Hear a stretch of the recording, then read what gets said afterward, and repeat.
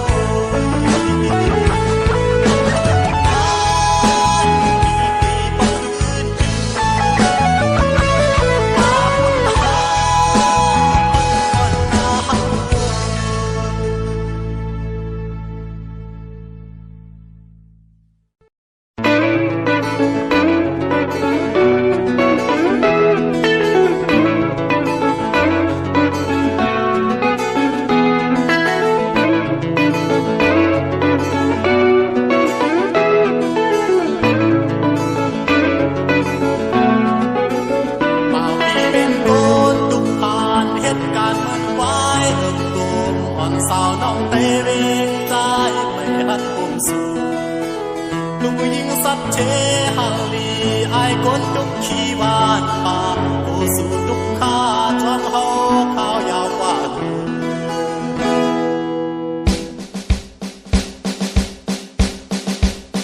ตาเป็นหน้าเฮินจอมสู่ให้จางลาดความดอกผู้สู่แนวไว้เลื่นมาใจเป็นจังจอพอเมืองแรงยามฝ่าบางมาไว้เสออกถึงเย่กว่าอยู่เนื้อตรงหน้าจอมปอลำเสีเทเหมือนสู่สาวในเวลาเมืองแรงหอบปางหอบปั๊บลิกเสขี่รถเครื่องแรงกว่าขึ้นเฮตาลอยเฮาสำเห็นหน้าไทยนี้ก็เพราะว่าพี่เป็นโกนยุคผ่านลองทางหากให้เคยย้อนขึ้นเลยก่อนจำเลยพอมีขึ้นมาใจจังโตสุดเก็บ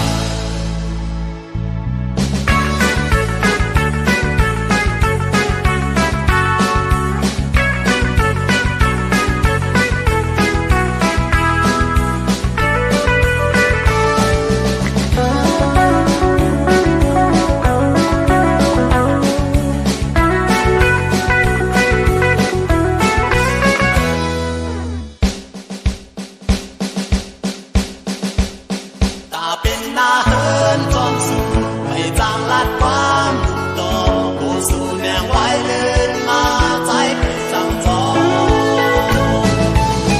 พอเมืองแรงยามฝ่าบางมาถึงไว้เสออกถึงเย่กว่าอยู่เนื้อตรงหน้าจอมปอลำเสีเทเหมือนสื่อสาวในเวลาเมืองแรงหอบปางหอบปั๊บลิกเส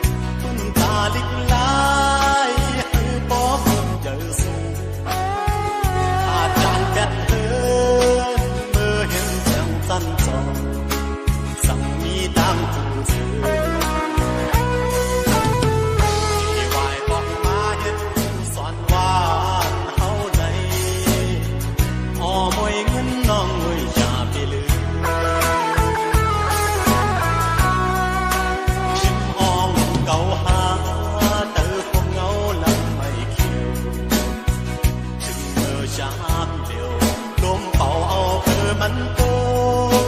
ต้นลำแห้งเดียวเยาเมื่อปลายเตยสูงเสียงต้องล้อห้องแสนคอมยันเสียงมันบางคำที่แก่นเงาฝ่ายหันมวยเงินปอบขึ้นมายิ่งจังเมื่อฟังยามเดินนั้น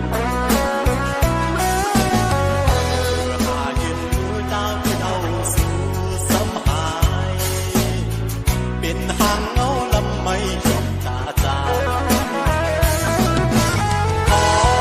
ผู้สอนมวยเงินเงินใจและดังบุญเย็นสูอ่อนกันปันแห้งเปิดผู้สอนเลยมวยเงินไปบอก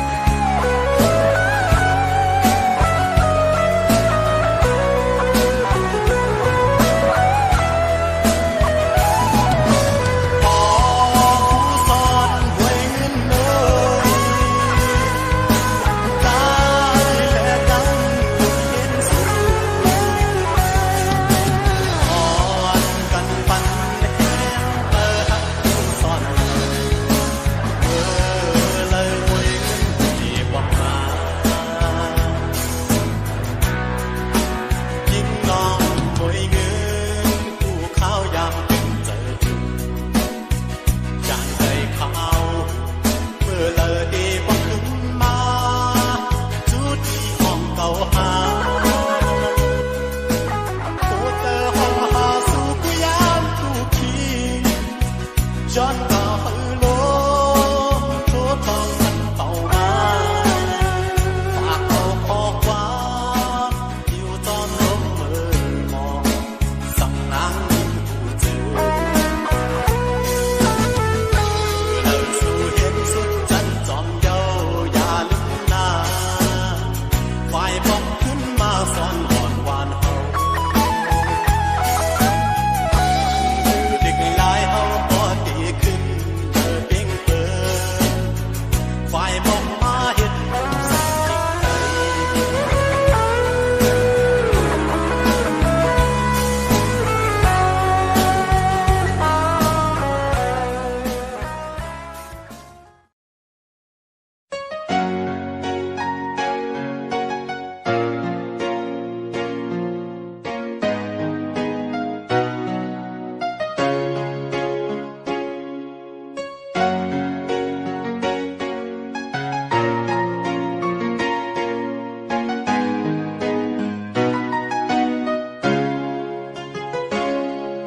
เมื่อสายฝนหงตกลงเมืองหมู่ตันอยู่หยาบคันเจอเดี๋ยวเขาลืมมือก่อนจางปอลมทองพัดเอาเพื่อไม่ปิวกว่าสิ่งลาดกำเมื่อซ้ำขึ้นยินเข้ามาดีว่าข้าวยางสุดฝนก็ปอต่อถึงวันในเป็นสัตว์ดื้อต้องอยู่ไว้ต่างหักขาดูแล้วสิ่งโมดก็ยากตาได้ลืมมือด้วยต่างกันหันคิดว่าสายฝนโด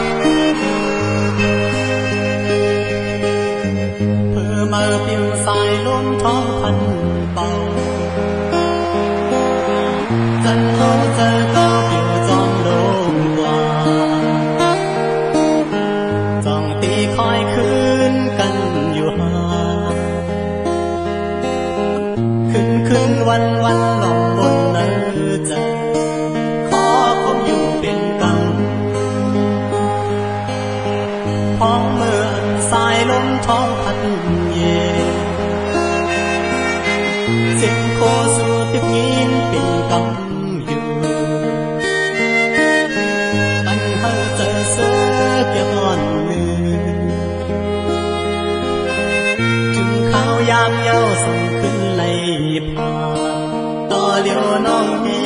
เลยสังสู่และเฮาทบกันคืนพี่เปจงเสือ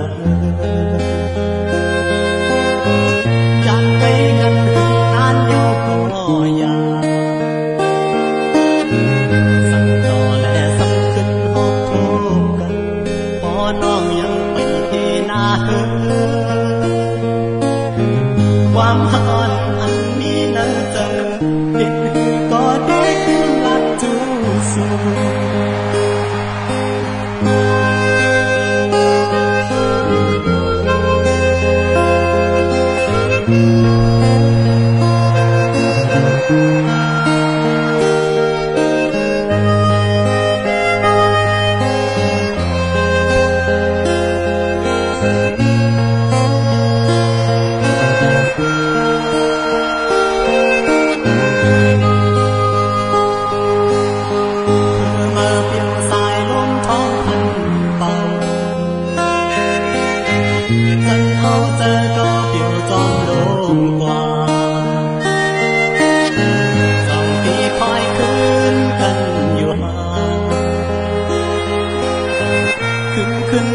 วันหล่อมบนนั้น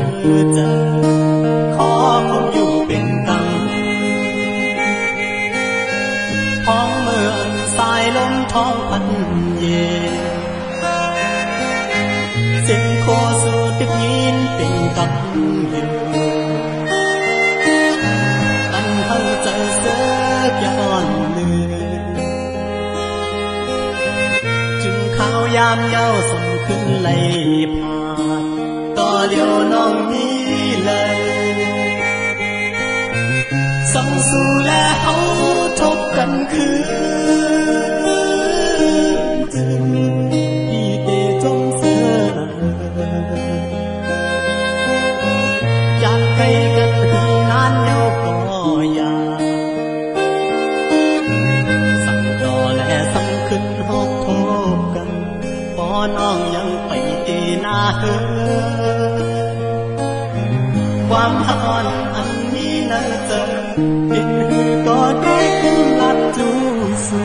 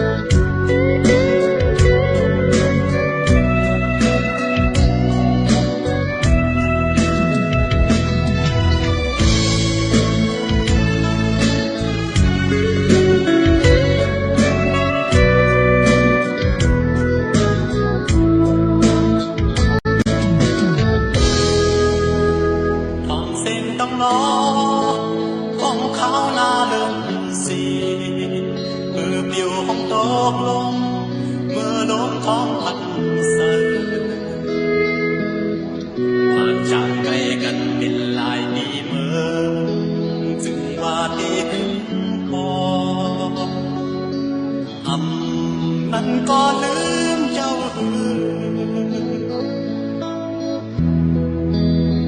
เธอเกไม่จอ